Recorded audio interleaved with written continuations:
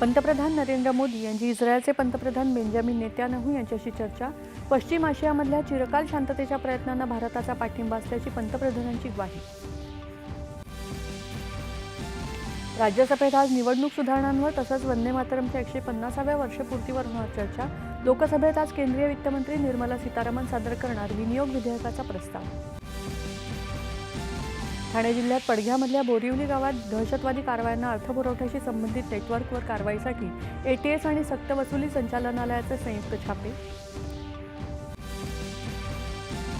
Indigo संकटाच्या पार्श्वभूमीवर कंपनीचे सीईओ पीटर्स एल्बर्स यांना आज डीजीसीएनं आपल्या कार्यालयात उपस्थित राहण्याचे दिले निर्देश.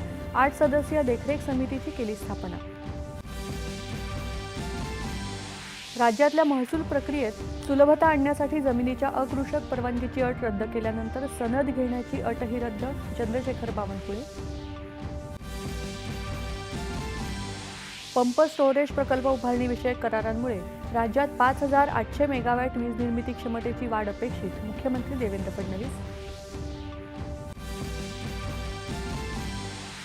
कनिष्ठ विश्वचषक हॉकी स्पर्धेत अर्जेंटिनाला नमवून भारतानं पटकावलं कांस्य पदक.